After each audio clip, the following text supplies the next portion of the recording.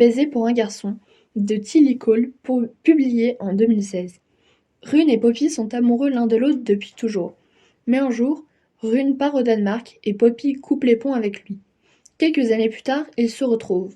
Pourquoi a-t-elle cessé de lui parler? Quel secret cache-t-elle? Ce roman m'avait paru assez cliché au premier abord et vraiment très touchant. La relation entre les deux personnages principaux est très belle et leurs émotions sont très bien écrites. Un prince à croquer est une série de bandes dessinées dont le premier tome est paru en 2012. Écrite par Patricia Lee-Fung, qui est également l'auteur de la saga La Rose écarlate, elle a été éditée par Delcourt.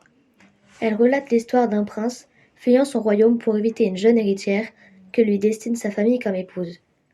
Il est recueilli par Margot, la sœur de son ancien garde du corps. Grâce à celle-ci, qui dirige un restaurant, il va découvrir la cuisine et un lien spécial va s'établir entre eux. C'est une très belle histoire qui montre que toute personne peut changer et qu'une femme peut avoir un caractère décisionnel. PS Tu me manques de Brigitte Kemmerer, publié en janvier 2021. Juliette avait l'habitude d'envoyer des lettres à sa mère. Après sa mort, elle garde cette habitude et les dépose sur sa tombe. Declan est quant à lui chargé de travaux d'intérêt généraux au cimetière. Un jour, il ouvre une lettre qui ne lui était pas adressée et y répond. C'est ainsi qu'une étrange correspondance commence entre les deux personnages.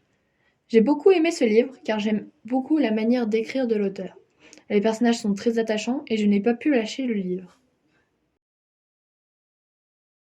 Les 1000 visages de notre histoire. Ce livre a été écrit par Jennifer Niven et est publié aux éditions Gallimard Jeunesse. Ce livre raconte l'histoire de deux lycéens que tout semble opposer. Libby, anciennement l'adolescente la plus grosse d'Amérique, et Jack, le garçon populaire que tout le monde aime. Malgré leurs différences, ils ont tous deux un point commun, un handicap, visible pour l'une et invisible pour l'autre. En effet, Jack est atteint de prosopagnosie et il ne peut pas reconnaître les visages. Ce livre parle de handicap, d'amour, de différence et d'acceptation de l'autre. J'ai beaucoup aimé ce livre, il est touchant et juste et on se laisse emporter avec ces deux personnages attachants. Comme un garçon est une BD écrite et dessinée par Jenny et éditée par Delcourt. Elle raconte l'histoire de Charlotte et Xavier, qui sont demi-frères et sœurs et n'arrêtent pas de se défier. Jusqu'au jour du défi ultime que Charlotte perd. En guise de gage, elle accepte de passer une année déguisée en garçon dans une fac et dans des dortoirs exclusivement masculins, tout en pariant qu'elle ne se fera pas prendre. Adieu les deux princesses et bains moussants, une vie compliquée démarre pour elle. Cette BD montre le changement de personnalité de plusieurs des personnages et que même si des personnes agissent méchamment, qu'elles peuvent avoir un bon fond.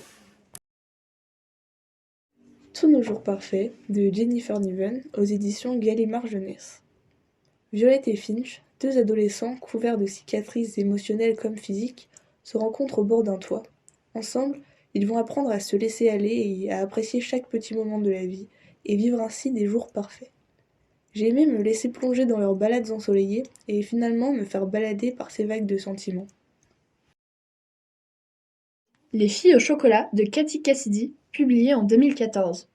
Cette série de romans raconte les aventures des sœurs Tamberi et surtout de leur romance. Cette série qui a bercé mon enfance est intéressante car chaque sœur est différente et je pense que tout le monde peut s'identifier à au moins une des filles au chocolat. Même si ces livres parlent beaucoup de romance, de nombreux autres thèmes sont abordés, comme la famille, l'anorexie ou encore le cyberharcèlement. Cette BD, écrite par Patricia Lee-Fung, a été éditée par Delcourt. L'histoire se passe en France au XVIIIe siècle. Le jour, Maud est une jeune femme romantique et courageuse, vivant avec son grand-père depuis la mort de ses parents. Le soir, elle devient la Rose écarlate, une justicière masquée qui vole les nobles, donne aux plus démunis et vit de palpitantes aventures. C'est une histoire très captivante qui montre que certaines choses qu'on croit exclusivement masculines peuvent être réalisées par une femme.